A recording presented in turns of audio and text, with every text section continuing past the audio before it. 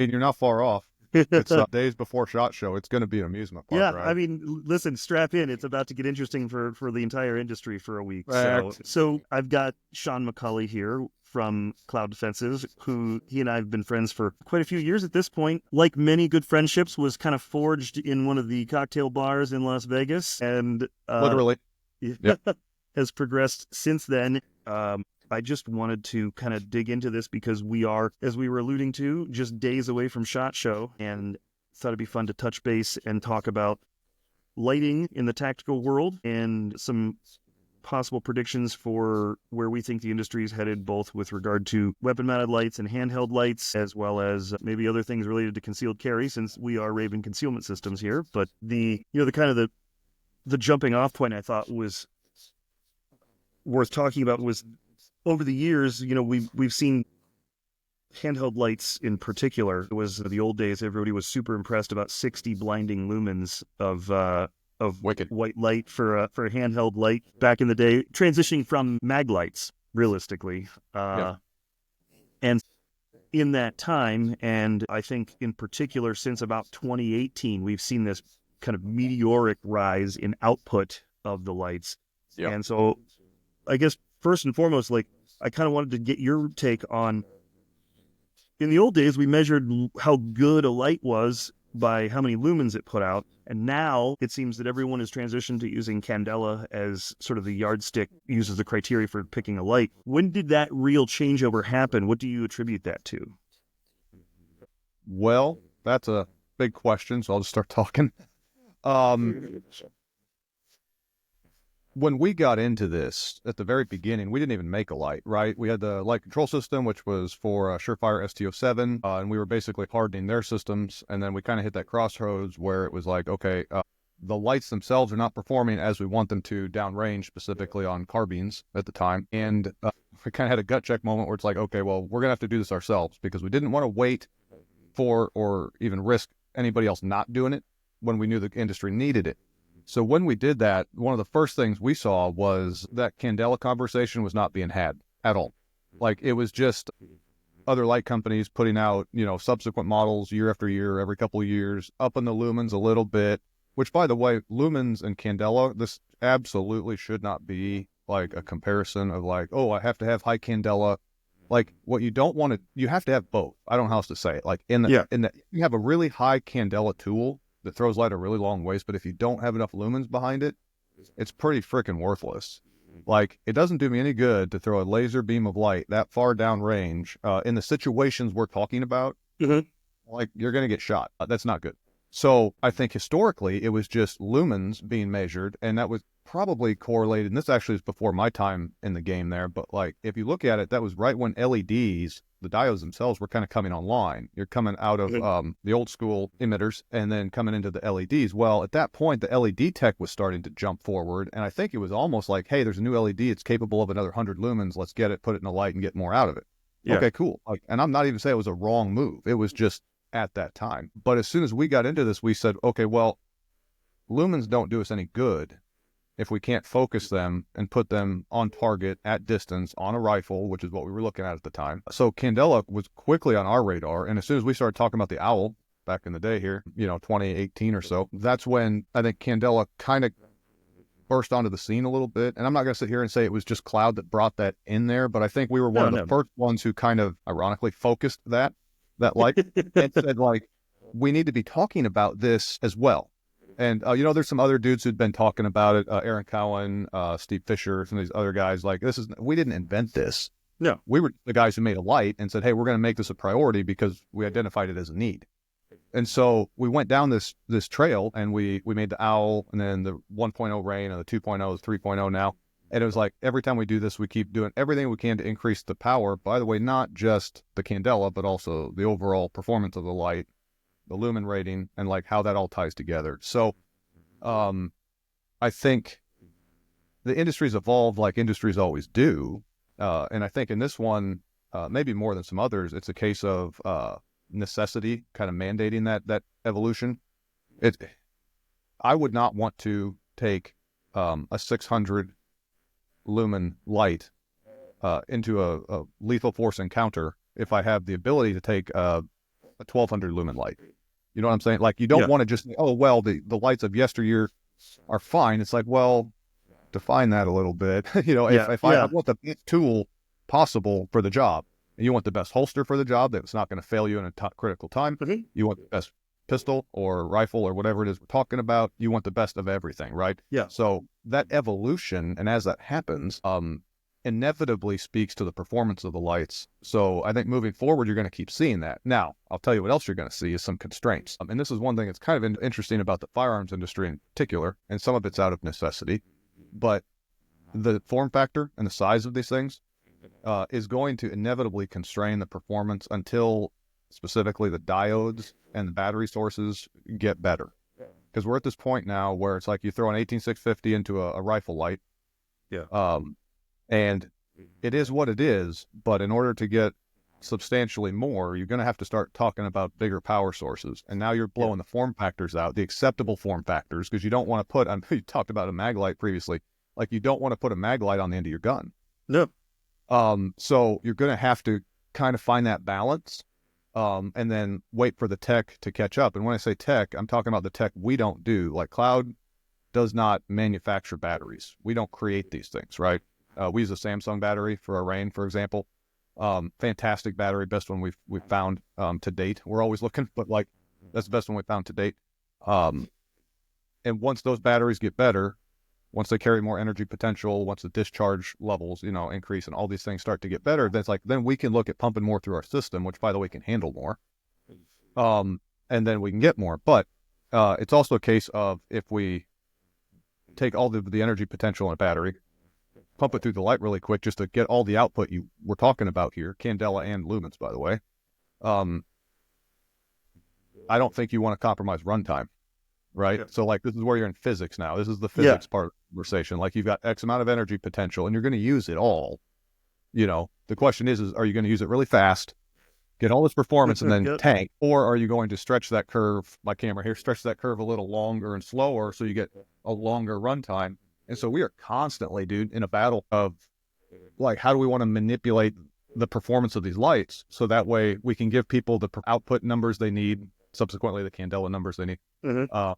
along with that runtime. So I think you're going to find the tech's just getting pushed really hard, and it will inevitably continue to get better. But it's really interesting, like what you said, when you look back to like the days of 60 lumens, that's all those diodes could put out. And if you remember the color temperatures on those lights, they were really cold. They were really blue. Yes. Well, and I And then they get, remember, some of the first shoot house classes I was ever in, uh, it was like if you had any pyrotechnics in use, like if there was any smoke or even you just done multiple runs through a room, you couldn't punch through you're like the done. smoke and the haze in the room because it was so cold. It was like nothing would throw through that. And I think to your point about the form factor, that's interesting to me is imagine how different all of this would have been if CR123 batteries back in the day had been rectangular like a 9-volt battery. Like what would we have seen of the shape of lights and the form factor if they had some other shape? Because like you said, it's the driving force in a large sense behind the form factor of the whole light. And we deal with that with holsters, where holsters are shaped like a gun because that's the thing you're holding in it. So the flashlight has to have that, the power source as the consideration, probably first and foremost. Do you guys start off like when you're designing a new light where you're like, okay, do you select the power source first, or do you design like what you're trying to do output wise and figure out what power source is best to get you there? Like how do you make that call? Product dependent. So if there's a constraint, like a known constraint, so for example, we haven't mentioned the word EPL yet, so we'll just throw that out there quick. When EPL was in the early stages and even through current stages, we knew that had to be an 18350. Like it was the only battery that was going to hit the size constraint that we had, which is what you alluded to there. If we make the battery way bigger, the light's going to get way bigger. That's going to be unacceptable for a variety of reasons. Everything from aesthetics to holster compatibility to just honestly the consumer rejecting it because nobody wants that on their gun. Yeah. So in that case, it was a known variable. It was like, well, this is an 18350, period. So let's go. Now, take a step away from that project and go look at, say, a handheld light for more general application, pistol Okay. light specific application. A generalized tool like that, I don't think we're quite as constrained because now it's like, okay, if I want to make a handheld light, let's say I want to make something for generalized outdoor use, nothing super tightly specific, but just a good hard use flashlight that I'll take hunting and camping and fishing and I'll throw it in my truck and all those things. We currently have the MCH Duty is the best one for that we offer. Now, could we make one with a substantially larger battery, substantially more runtime, substantially more power? The answer is yes. We found the balance for duty applications on purpose because we know how these things are being carried, on plate carriers and belts all over the place. We wanted something that wasn't going to be prohibitive physically. But if you said, hey, again, if you take that constraint out and it's like, no, you just want to make a good flashlight, now you start to consider lots of different battery types. You can have an integral battery that recharges with a USB-C. You can have a removable battery. You can have all sorts of different things. So for cloud, where we're at is the light we're trying to produce always doesn't even get to the whiteboard until we've got a kind of a definition of what's this light going to be used for. What are any known constraints? Like I said, if the customers won't accept A, then I'm not going to make A, I'll go make B. You know what I'm saying? You have to look at that, and then it's got to make sense within the context of the project. Once you cross that threshold, you kind of get to your battery solution rather quickly. So historically for cloud, we've always kind of been on that side of it, where it's like, we know what battery it's going to be because we have the constraints because we make very specialized lighting historically, Now, do we have stuff that's less specialized on the whiteboard? Yeah. When will I get to that? I have no idea. Yeah. We're just going to Well, do what we can. and let's But be honest, when you're a lot of your products are going to be filtering toward either a military or a law enforcement customer base, they it's come known. with their own baked in logistics constraints on like it has to be fed by this power source because that's what we have. Yeah, we Um, already fight that. Yeah. And I say fight it because of those supply chain and logistical realities for those guys are, to your point, yeah, they're cooked in and have been for decades. Like that's a CR123 environment. We have dual fuel offerings, but like that's literally why the dual fuel was made. It's not yeah. because the average guy like me who's not law enforcement, not military, this is a civilian shooter, shoots and trains and does whatever he does. Like that guy's running a rechargeable because he Yeah. can. And if Yeah. he needs to dump 123s in, great, he can do that, but he doesn't. 99 times out of 100, he does not do that because No, there's a nobody likes mission. that $2 a hit, Well, correct. Yeah, there's that, but there's also just you're getting a fraction of the performance. So like I've got this fancy expensive light and it's like I want everything out of it, right? Especially Yeah. when you're doing those runs and you've got photonic barriers and you got to punch through. It's like I need everything this light can give me. So I think that's a factor too, but yeah, this is one of our challenges is we need to be able to produce the products for a wide variety of people because not everybody is the same. Not everybody wants the same light. They need capability and capacity. If you look at our handhelds, it's one of the reasons we do what we do.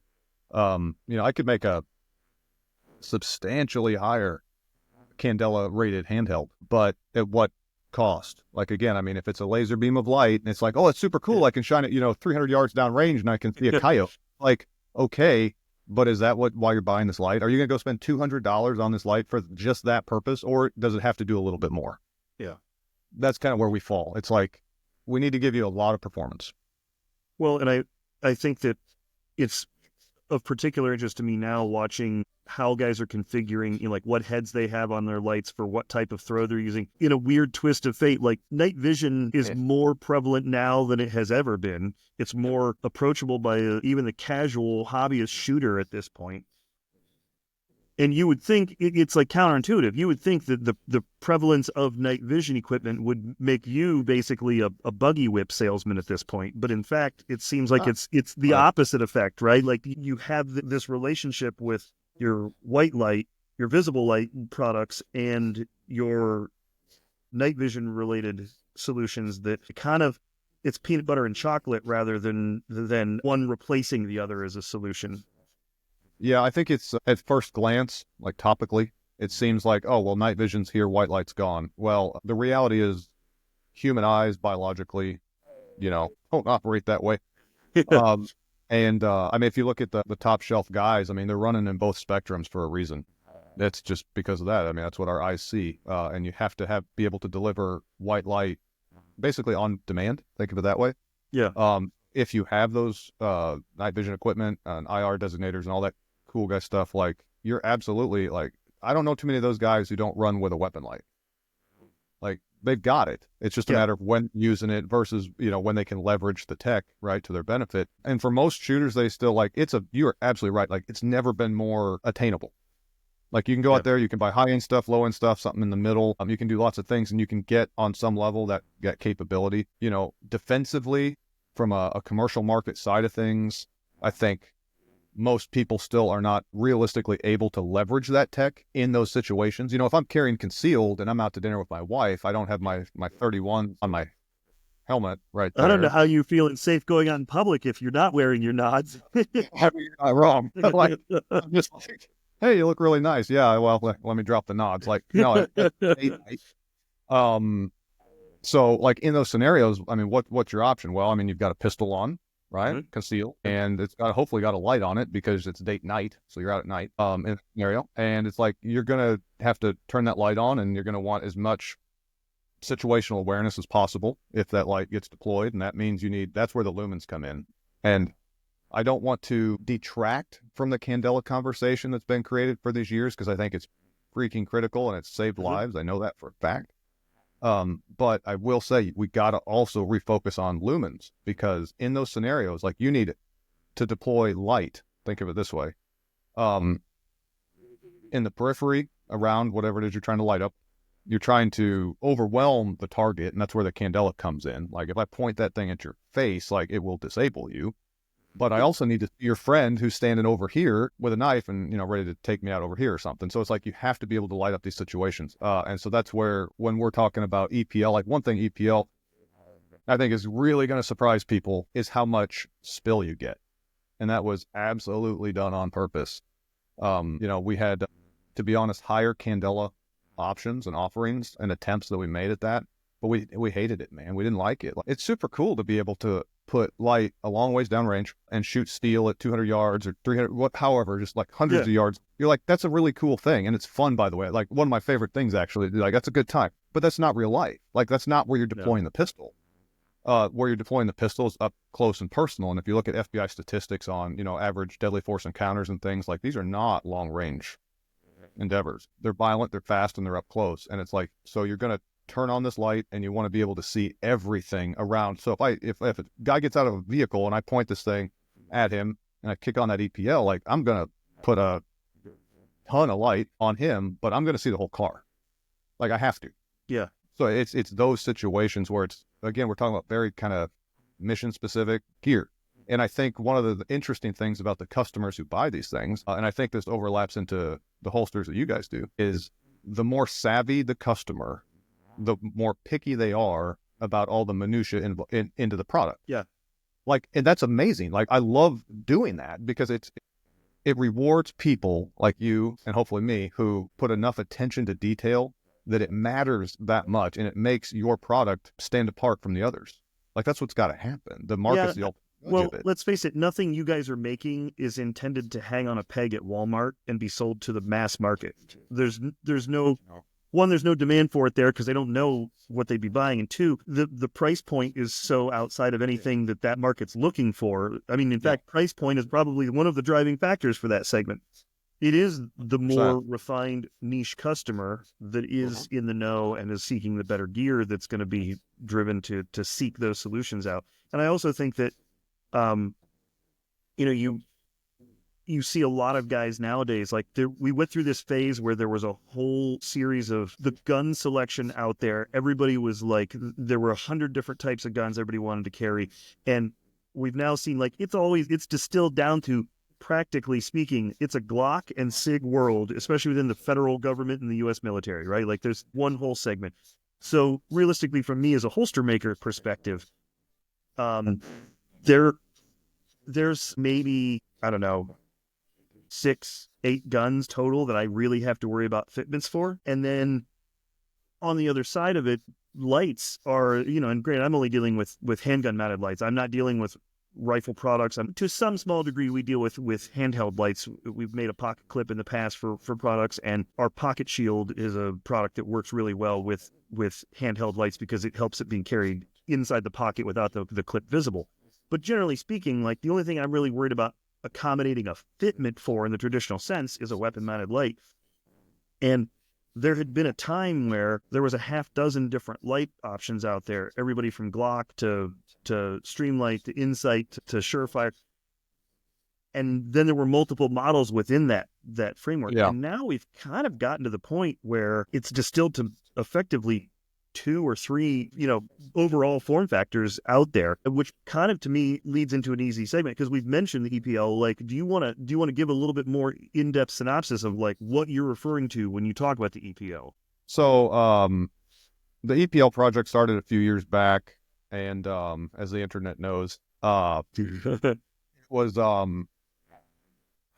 man, that's a complex conversation, but well, there's just a lot. I mean, you talk about the growth of cloud, you talk about everything that's happening internally. I won't bore you with all of that. You talk about what it takes to get a product like that to market. You talk about our expectation of the product and the customer's expectation of the product. It was by far the single most requested thing we've ever had, right? So our customer base, our folks, like they want that light. Okay, cool. We were going to make it because we want to make it. But I think as you start to kind of boil that project down and look at it a little bit, it quickly became a conversation of, can we make one light do everything? Or is this a function of multiple lights? And I mean, you mentioned it. So you talk about Surefire X300, right? Kind of the gold standard on the duty side. You got Streamlight TLR coming in at a different price point, but let's just say similar size profile. Yeah, comparable shape and dimensions. Yeah. And then you basically drop into micro lights, right? Pretty fast. Streamlight TLR 7, is I think a pretty dominant voice out there at that size profile, consistent with like a G19 or 45 length slide. And then you drop into much smaller lights. And this is where it kind of goes back to what we were talking about at the very beginning on the battery side, is you give up so much performance when you get away from those bigger rechargeable batteries. Yeah. So at first, well, I mean, we made compact versions. We made basically the carry version. We made the duty version. We're looking at it. But this is at that exact moment, and there's a famous picture floating around the internet. Everybody's seen it, where we got the ass end of the light all redacted out because it wasn't done yet. Yeah. But we had the front. And that's when those performance, profiles were being assessed, and the candela and the lumens and everything. But what we did in more recent history was we said, well, we're going to focus on getting that duty offering out first for a variety of reasons, up to and including knowing that our size profile on the duty offering is small enough that a ton of guys are going to conceal carry it anyways. Like anybody who carries, let's say, a Glock 19 and up in size, like that's probably just going into one of your holsters and going on their body. And then from a duty size and that profile size, we also knew unequivocally that it had to drop into existing duty holsters. Yeah. There would be a ton of resistance cooked into the system every time I talked to a law enforcement guy or anybody like that and said, hey, here's a cool new light, best on the market. By the way, you have got to go buy a new Safari Land. Right. Like, no, I'm not going to say that, and you don't have to, because those holsters engage, as you know, differently. They don't typically lock up on the light. They typically lock up on the gun. So it's just different. But here's the thing. This goes back to the battery choice. If we chose the wrong battery and made the light too long, it still wouldn't fit in the holster. Yeah. So, that was all very, let's just say, tactical and decision-making. And from there, it just turned into getting that duty light and bring it to market as fast as we can. And we're obviously very, very close on that now. But I mean, it's a hell of a process to make these things. And I know, and I'm actually, sounds funny to say I'm glad, but this is going to be the most harshly judged product we've probably ever made. And I'm actually glad about that. I mean, we've put in that much time. I think it's reasonable for people to judge it. And I don't think anybody is harsher on a product than you are if you make it. Tell me I'm wrong, but like you make one, you're going to be the hardest critic. You're going to be like, absolutely, if you're not happy, fuck. So that's part of it. And then knowing that the old interweb, internet's going to judge it. And it's like, we want to make it right. And we want to be able to explain why we did what we did when it comes to candela and lumens, beam profile. Like one of our huge missions with EPL is beam profile. I'll tell you right now, we've got a much bigger hotspot than anything else on the market for a reason. Because again, this is a pistol light at realistic pistol distances, but yet you still have to have that candela, right? Which we give you. You can punch through it We're giving you rifle level candela. Think of it that on a duty pistol light. And it's pretty phenomenal when you use it. But you can light up tremendous amounts of real estate with it. And I think when flashlights in particular, I think, are one of those things where seeing's kind of believing. Like I can talk to you about this, I can give you all this information, but what's really going to happen is at some point, as soon as I can, I will ship you an EPL, and then you're going to go to your backyard, which might be right behind you, I can't tell. And then and you're at night, and you're going to turn on an X300, which you've probably already got, and you're going to turn on our light, and then you're going to say, I get it. Like, that's the moment. I can describe it. We can talk numbers and all of it, and I love doing it, but like, it's just, the customers are going to get it. And then they're going to say, okay. Yeah, it's all theoretical until they do the Pepsi challenge. Yeah. Fact. And, so, yeah, it's fun.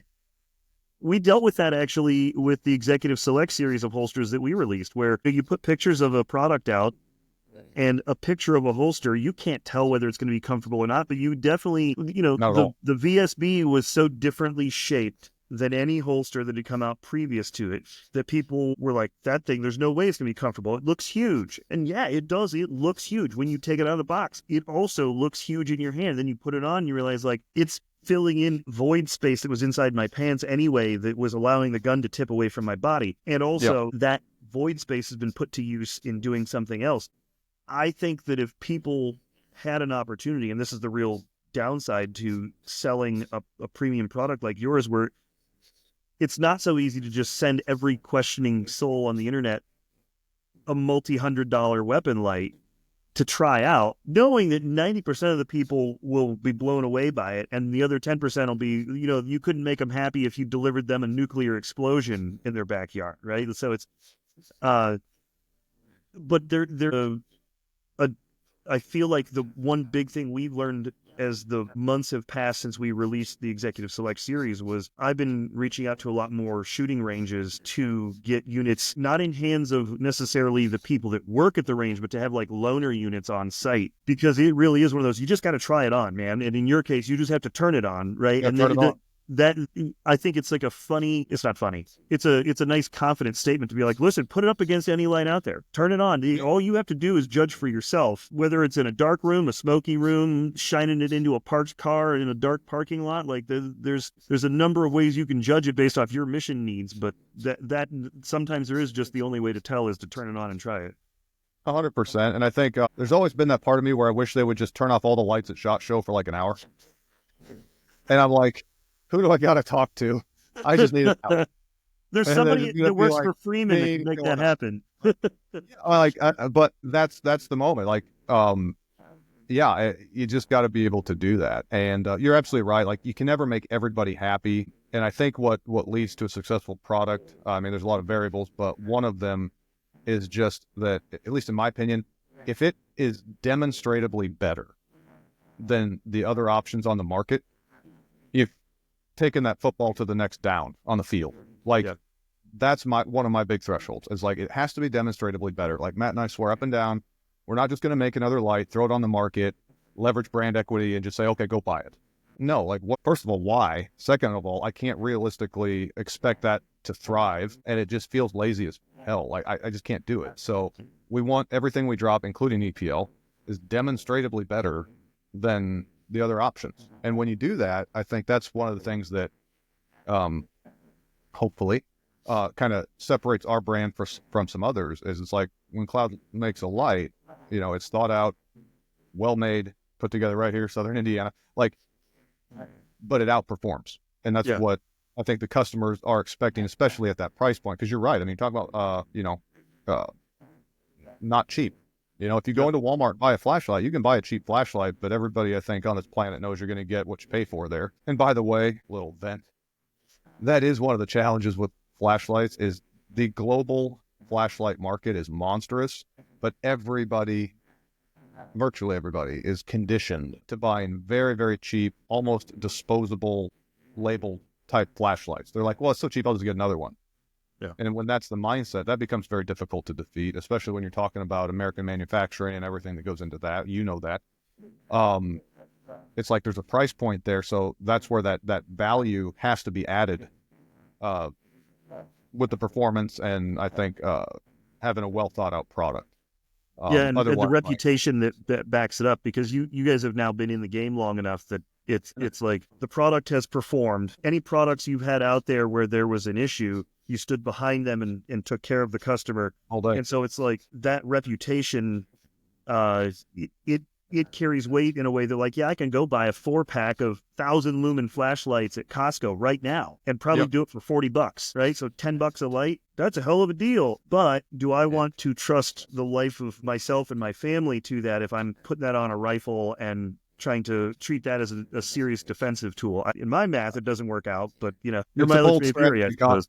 It's a bold strategy. Like, Well, this is actually, it ties into something when you made a comment earlier about 2018, and I think it's fascinating when you were talking. And I'm not going to press you because I know we are pre-shot show here, so we're not going to push you to release anything ahead of schedule. But I do know that, like, output wise, from your current and or near future offerings, if you compare that to what was the cutting edge rifle mounted light that was being issued to tier 1 units in the US military at that time in 2018. So we are now in the first month of 2015. So not a huge span of time has passed, but, like, can you speak to, like, what that difference in output looks like from 2018 till now? oh, I mean, you've got about 3 times the lumen output, and you've got, at least comparing to our Rain, 10 times the Candela. Like, it's wild. Like, you're talking about, it's Aaron Cowan said it to me years ago, and referenced the comparing the flashlight world to the space race. Like, and I think it was a very good analogy. Smart guy. Yeah. Like, it's exactly what it is. It's like there's a few things in this industry where it's just an absolute race. I think you can make a really good lower receiver for a rifle, and that's a little bit less of a race. You still can make it, can still be better than anybody else's, and you can demonstrate that. But you know what I'm saying? Like, it's not. It's just a different thing.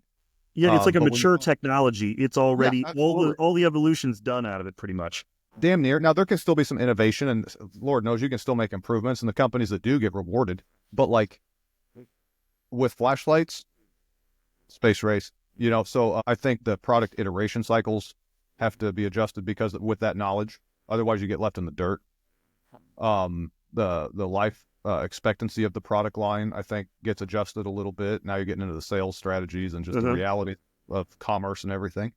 But one thing we have done in the past, one thing I continue to push for, and we absolutely have to do an increasingly better job of, is iterating quicker through the design process, getting the stuff to market, knowing that if it takes too long, yeah, you can get left behind. You really can. Yeah. Um, but I mean, yeah, from if you compare, say, 2018 or so to today, I mean, it's been substantial improvement.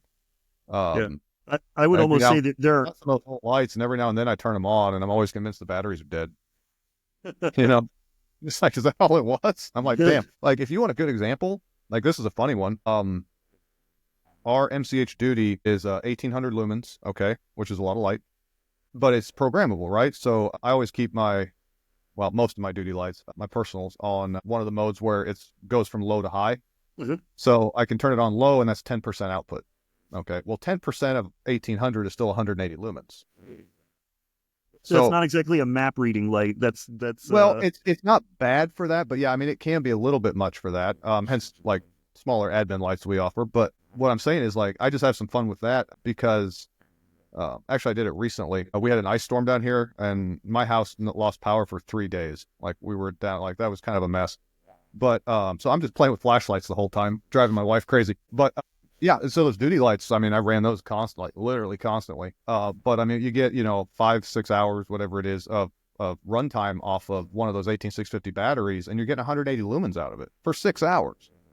Now rewind that to 2018, and just, even, you can talk weapon lights or handhelds, but just to be apples to apples, just go to like a handheld at that time, say offered by other companies, running on 123s, would put out, if you're lucky, a couple hundred lumens for 60 minutes, maybe. Yeah.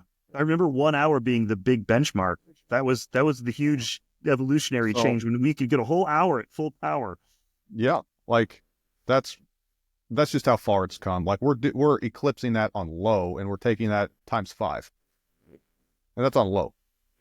So do you Like, find, because you were talking about the product iteration cycle and the space race component, do you find yourself, especially with the development cycle behind the EPL, do you find yourself in times in the development where you're like, you almost have to like wad up the paper that you were working on and start from scratch because either some new power cells come available or the circuitry is improved or there's a new emitter?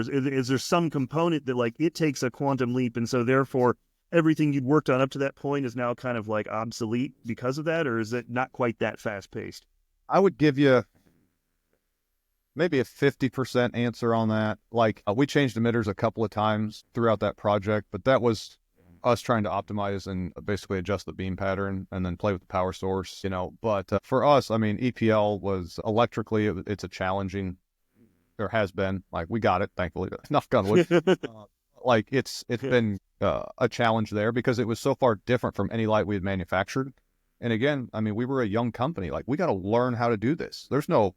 I joke about. I interviewed a guy that we hired a couple days back actually, and I said he's like, he's like, my resume. We started talking about it, and he was, I think, feeling that like he didn't have what he needed on his resume for the job we were hiring in. I said, dude, I was like, there's no degrees in weapon lights. Yeah. Like that's not a thing. I said, none of us have that. I said, what we do have is a whole lot of passion and desire and just the willingness to dig in and learn.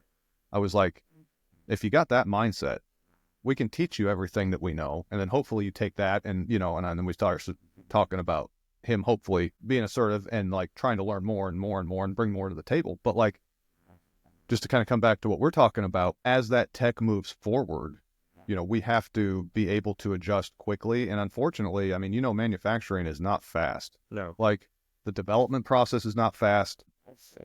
We've got all the production tooling underway. We've got, we're waiting on first articles off the machines right now. Like we're way down the path on it. But I mean, there's still realities to that. Like it's still going to take a minute.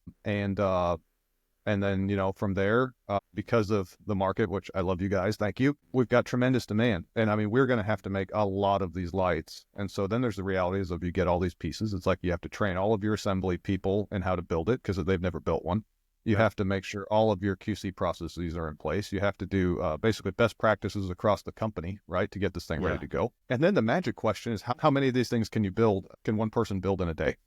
Yeah. Or whatever that process might look like, right? So there's a bunch of unknowns, and this is all, maybe it's the less sexy side of it, but this is what it takes to actually put one in a box. Yeah, that's the part that I think the entire industry overlooks, is the fact that it is more challenging in the era that we live simply because so much manufacturing went offshore. And if you're trying to do American-made things, getting suppliers that are a domestic source that can deliver on time and on target, it's the cascading effect of, it's not just whether I can put the parts together at the end of the process accurately and consistently and on time. It's about the fact that, can I get my deliveries in on time from my supply chain? Sometimes the answer is yes, sometimes the answer is no, and sometimes your supply chain doesn't have any say in the matter because we have interruptions in the global supply chain because there's embargoes against Russia, and when there's instability in South America and all kinds of crazy stuff. Yeah. Yeah, no, it's 100%. And I'll tell you what, I don't mind fighting any of those fights. Like, I'll be the first, and I know Matt's like, we get annoyed at it because we feel like you do everything right, quote unquote. Like you've done your part, and now you're subject to UPS going on strike or whatever it is. And that's frustrating, but I know that in order to deliver the products that we're delivering, made here by us, I feel like it's worth it. We fight through it. I know you fight through it. Like, it's just part of it. But the flip side of that coin is, unfortunately, the internet is very unforgiving. We just sit here. I can't even tell you how many times we gripe to each other about, like, we just wish people would, if they knew everything we knew, I think most people wouldn't say what they say. You know what I mean? Like, there's just realities to it. And no, we're not going to sit here and bitch online about anything. Like I said, we walked into this eyes wide open. Like, I'm good with it, but it doesn't make it easier on our end. And, if a supplier's warehouse burns down and it absolutely destroys our timelines, we're the ones who get roasted for that. But they don't know that. It's like, there's just reality to it. It's manufacturing. Yeah, I think there's a part of our the consumer market in general, not just the firearms industry. I think the consumer market, we had been spoiled by so many decades of cheap Chinese-made goods being readily available at any retailer at Yep. any time, 100%. and the fact that you could get everything delivered from Amazon in 24 to 48 hours. And testament to that is the fact that during the holidays, people were screaming about stuff taking over a week to get to them from Amazon. And you think about and now I'm going to sound like the boomer that I was joking about before we started recording. But like when I was a kid and you ordered something from a catalog, it was a 6 to 8 week wait just because you mailed your check in and you wait. Yep. And now, And you're excited when it shows up.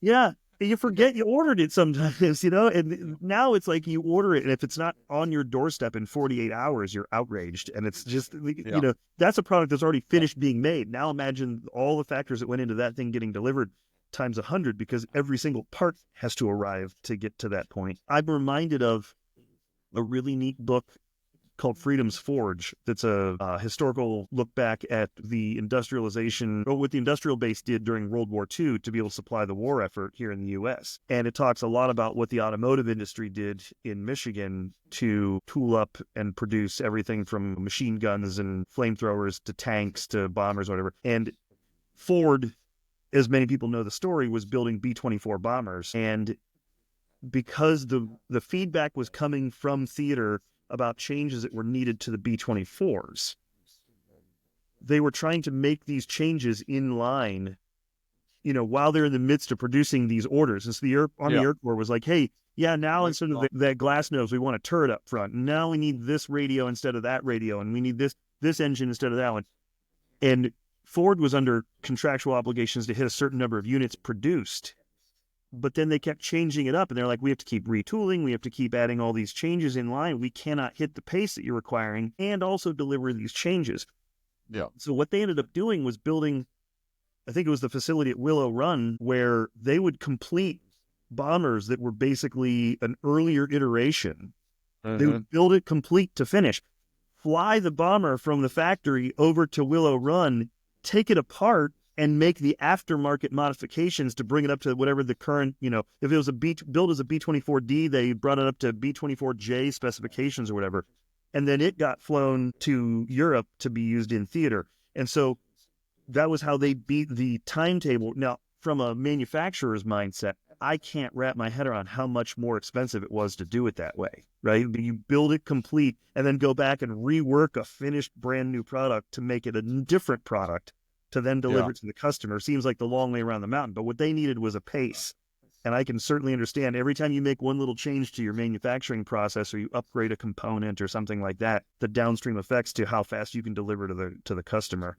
And that's why I was asking the questions about, know that the technology in the lighting space is much more volatile. And I see what we deal with on the gun fitment side of things. I can't imagine what it's like to deal with the fact that, oh, look, we can now make it an even brighter emitter. I mean, yeah, it's a thing, and it's going to continue to be a thing, and we kind of bear the brunt of that. But I mean, gladly, because what I'll tell you right now, what it does is it gives the consumer, the customer, keeps getting a better and better product at a pretty fast rate of speed. It's you could compare it to some maybe elements of the automobile industry or something like that, where there's always horsepower and torque increases, things like that. But it's the consumer benefits. It's just, I was joking with a guy the other day. I was like, dude, there are so much easier ways to make money. I was like, I don't know what we did here.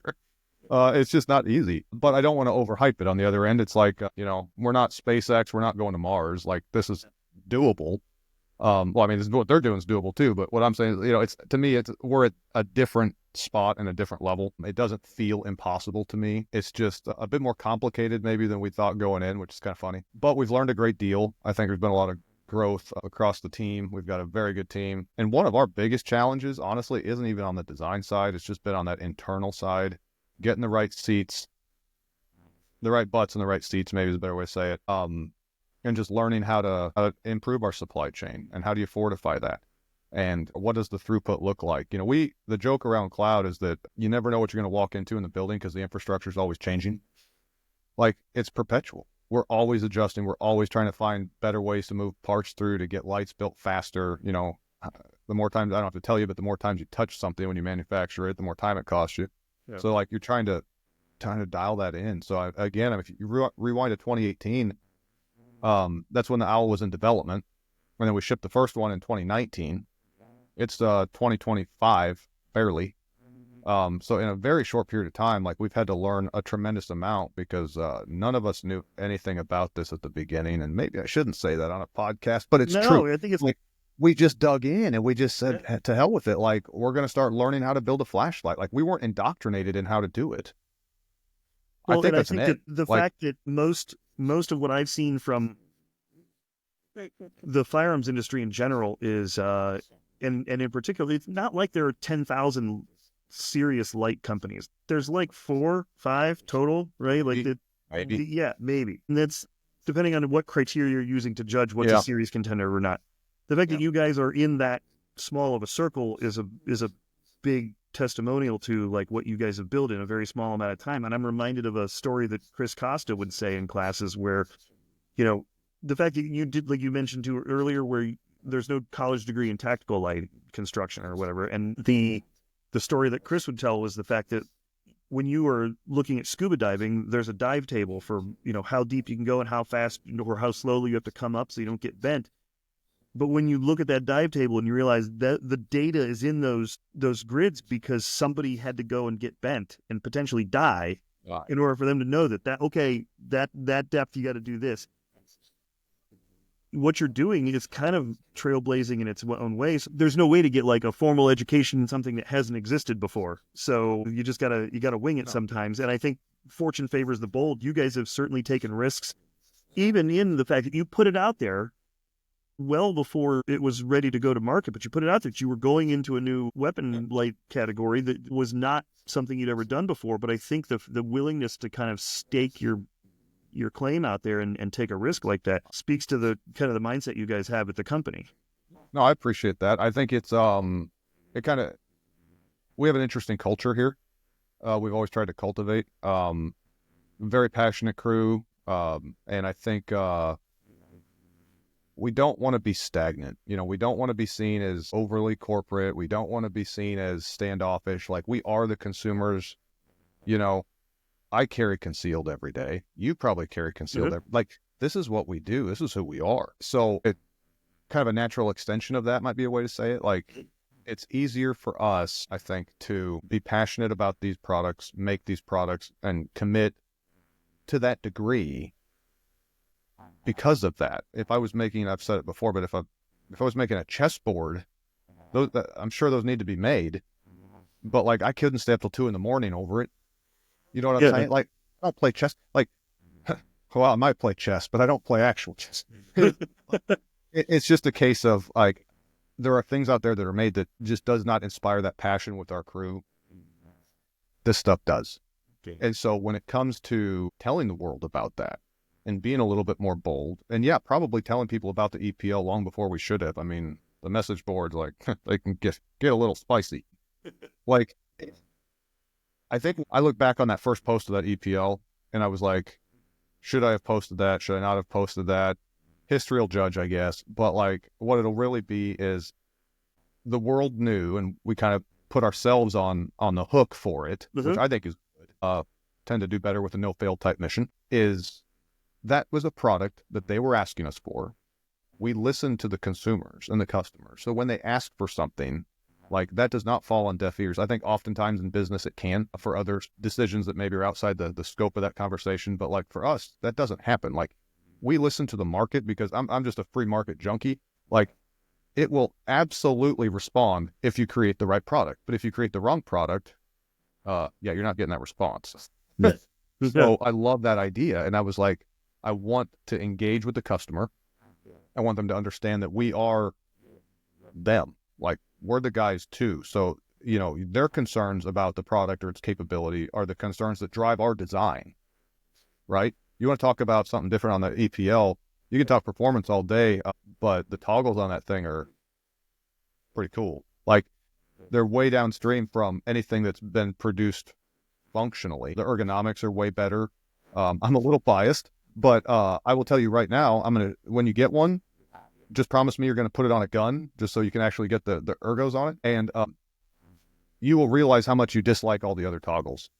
Like, that's just what it is. It's maybe a little bit of a sales pitch here. on the old podcast, but it's That's what true. these things are for.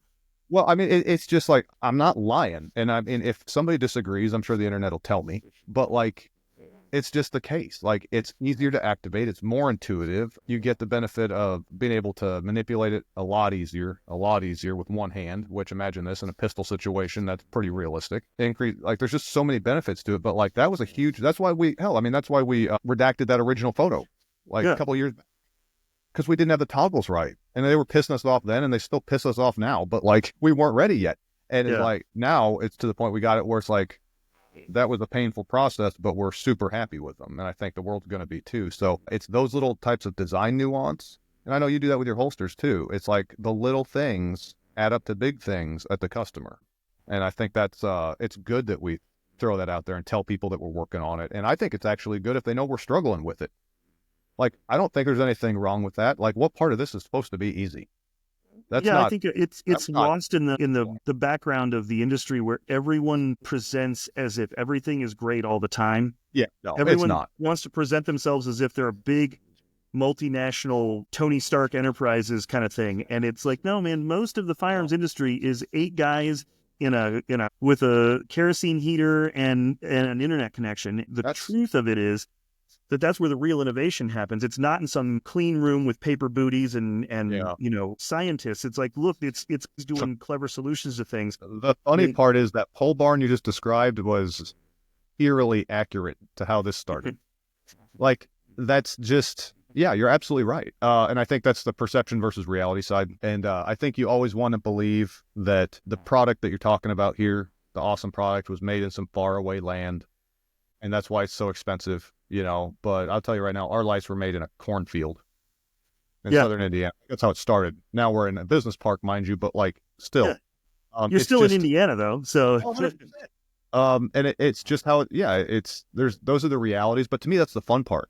And I think if people understand that a little bit more, it's I think one of the things that kind of got us going early was just we jumped into this game with two other really big names on the table, and it was like we were kind of the underdogs. We were the new guys. Mhm. We're aggressive.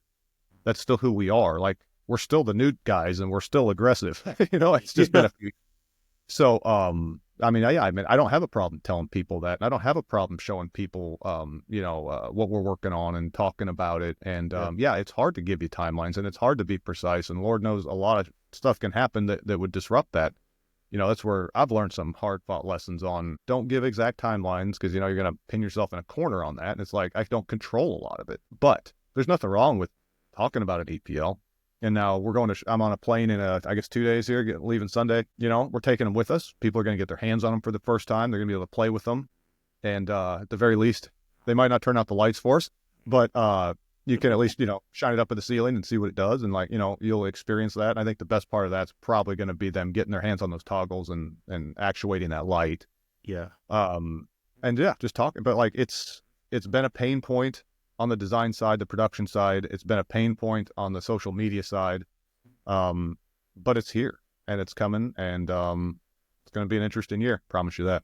I'm excited to see what happens. Obviously, I have a vested interest because I'm a guy that makes holsters, and obviously there's not a lot of companies out there, as we alluded to earlier, that are in the serious category of lights. And so when there's a new entrant into that market, especially that deals with handgun mounted lights, it takes a lot for me to decide I would tool up to support a product, right? There's actually, from the other big companies out there are products in their catalog I don't support at all. And they, by rights I should, because it's one of the big companies, but it's like, it's just not worth it to me. The drive is not there within the consumer to actually make that a viable product for me. This is something that I am very excited to see come to market. And if for no other reason than what it is an indicator of for where your minds are going for future products. This is just the next innovation you guys have done. It's not the last innovation you've done. And I'm curious to see what is coming down the pipe, and also to be, front and center for when these things hit the market. So you guys are at SHOT Show. Do you have a booth that you're exhibiting at, or are you guys just walking the show? What's your plan? Yeah, no, we've got a booth. We're on the main floor. It's booth 11849. I think I just gave you the right information. No, we share a booth with C&H, with Agency Arms, and with Genesis. So Oh, we've got nice. this really cool thing going. But yeah, that's where we're at, and I'll be camping my butt there pretty much the whole time, I think, doing all the things. But Awesome. yeah, looking forward to it. I wasn't at SHOT last year. Be good to be back there this year. Kind of get back in it. But Do yeah, you, because this is something I always enjoy talking to all of my industry friends about in the days leading up to SHOT Show. We've seen some of the product releases being teased or outright published already as far as new guns coming to market, new optics, new this and that.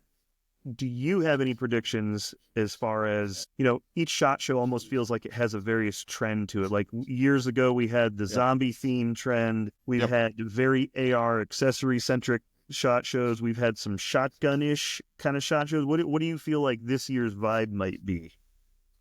I have boy, kind of a that's a tough question for two reasons. One, I've kind of been so focused. Like I haven't been on social media a lot lately at all, which is a little unusual for me. But I've Good just for your we've mental health, though. good for that. We've just been swamped with all those internal things we were talking about. And it's like I'm just scope locked on that. So it's kind of tough for me to read the temperature of the room because I just haven't been exposed to that. I know on the firearm side of things, on the pistol side of things, I think you're going to see more concealed carry options coming. I think we've seen a couple pretty big companies doing some interesting stuff with some double stack 1911 concepts. I know Staccato's got some new stuff. I think I saw a picture of a new Mhm. Staccato coming, which looked really Yep. cool, by the way. And so I think that's going to be a thing. Hopefully that plays right into what we're talking about here with EPL because the EPL fits on those guns, by the way. And then on the rifle side, I don't know. I don't want to like just say I have no idea, but I really don't. I mean, it's like the zombie theme thing. I remember when that happened, but if you would ask me the same question before, I would have said I don't know. Yeah, And you then I couldn't have showed up and be predicted like, that. I guess The Walking Dead showed up. Like I don't know. Some of that stuff is you don't really see it coming. SHOT Show is always interesting because I feel like there's always some interesting new things, and then I'm always walking around and you're seeing the booth, and then if I'm gonna be really honest with you, you kind of wonder why some of it was ever made. Like it's a little bit of everything, right? It's a huge show. I don't know. It'll be fun. We're just super excited to get out there, get in front of the customer. Like I said, kind of take the temperature of the room. Um, we've been doing a sign up for notifications on that EPL, right, on our Mhm. website. So people can sign up, and we're using text message to uh, roll that out, which is going to be way better. It's already proven to be way more effective, and I think more efficient for people.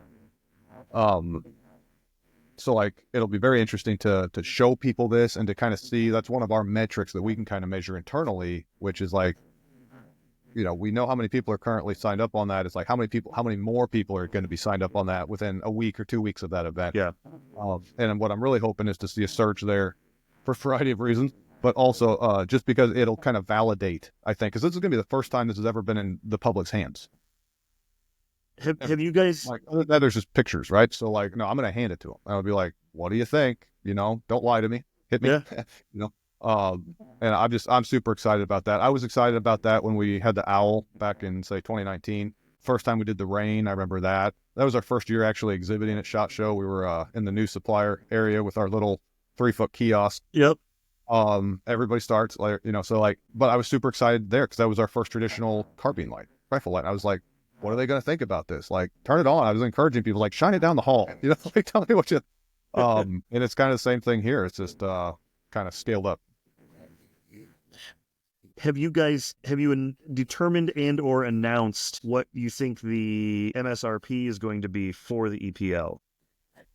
So yes and no, we have determined it, but we have not announced it. Okay. And I'm not asking you to unless you want to, but you do not have Well, to I here. kind of want to. Is that okay? Yeah, that's fine. So this is where my media guys. So how about this? When's this thing going live? I mean, I can do it whenever. We can chop this Okay. thing up any number of ways and just release some shorts from earlier in the segment if you want, and then hold this part till afterward. I don't. It's going to be announced at SHOT Show in like 3 days. Easy peasy. So if you want to push it live, I don't even mind. Okay. This is just me. I'm just like, this is classic cloud, like just doing it live. Yeah. Well, and here's the best part. It's at the very tail end, so anyone that stuck around this long to watch the video gets a little treat. Congratulations, you win the prize. No, like, so I'll give you those numbers. But take one step back. Mm-hmm. When we made this, like I knew, Matt knew, everybody under our umbrella knows, if we priced ourselves out of the game, it's no go. Like, this is an expensive thing to make. I don't have to tell you that. It's a Mm-hmm. hard thing to make, obviously, for us anyways. Uh, but I knew that we had to give people the best possible value. And in order to do that, you can't price yourself out. I mean, if you're talking about, say, a $600 Glock pistol, are you going to put a $400 light on that? I mean, some dudes would. Yeah. But like I'm asking the question, like, is that what you want to do? And it's like, how many Glocks are you not going to put? Will never host an EPL if that's the cost of entry. Um, and so this is, she's not $400 and she's not $300, right? So full MSRP is $289.99. We're selling it on our website at MAP price for $269.99. No kidding. So That's, there you I go. mean, The in big reveal. a Like, market where there's, let's face it, you just mentioned earlier some of the new staccato stuff coming out. And I look at it like, yeah, there's the Glock consumer is probably for you and me, one of the predominant customer bases we service. And then it's like you look at yeah, there are 100%. guys that are there are guys that are buying $2,000 handguns. There's guys that are buying $350 police trade-in Gen 3 Glock 17s, and so you can service that entire market That's the segment. goal. Everybody can feel Like, like they're getting a yeah, I mean, they'll have industry leading performance. Let's call it that at that price point. And to me, like, I'm trying to make this like the businessman in me wants to deliver the best possible product and make it a no brainer for everybody. yeah. Right?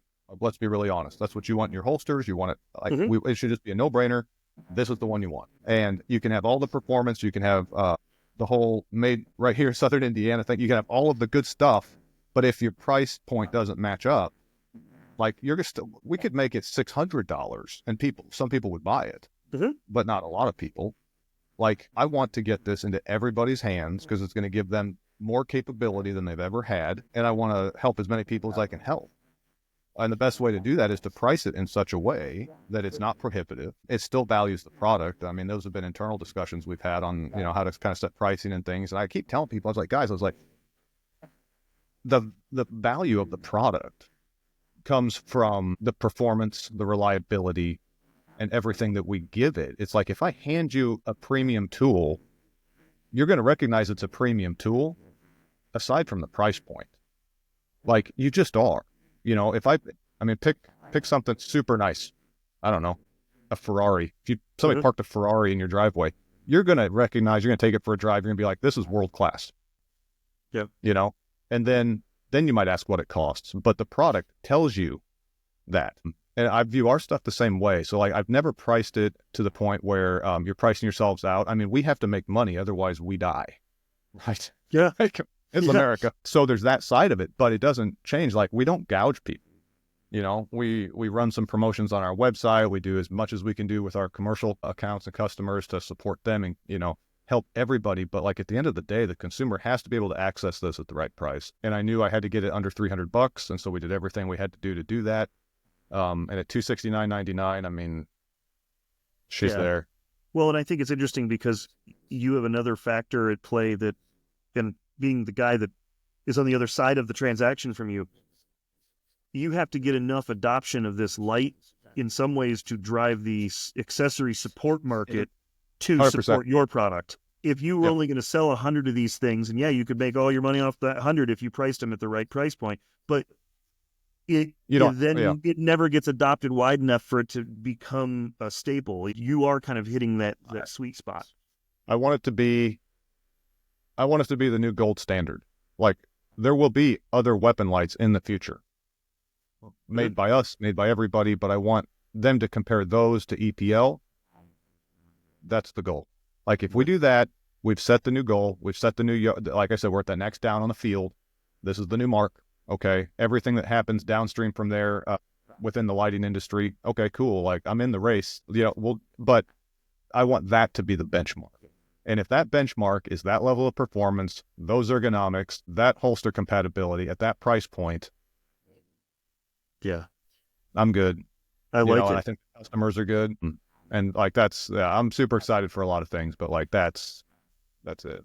Well, and I think what is really exciting about this interview is that it's like Christmas Eve in a lot of ways. The world's about to see some stuff, and Yeah, they're gonna walk downstairs and unwrap some presents at Shot Show, basically. But the fact that we were able to talk about it here on kind of the doorstep of its big unveiling, some of the story behind the hard part, right? Like nobody talks about, for most part, the manufacturing process and the pitfalls that come along with that, and the fact that people can now associate it with this isn't being made at like a Raytheon factory next to some missiles. It's being made, by real dudes in Indiana that are yeah, like really passionate about this type of product is neat. And, like it speaks to me. That's what RCS is at its core. You've been to the yeah, facility, that's how we roll. So I'm glad we got to do this. We'll have to do a follow up after SHOT Show yeah. once you've really revealed the things and maybe get a little more of a conversation that's specifically focused around the role of weapon mounted lights in concealed carry. I appreciate you coming on here. We'll look forward to welcoming our friends from Cloud back on a future episode.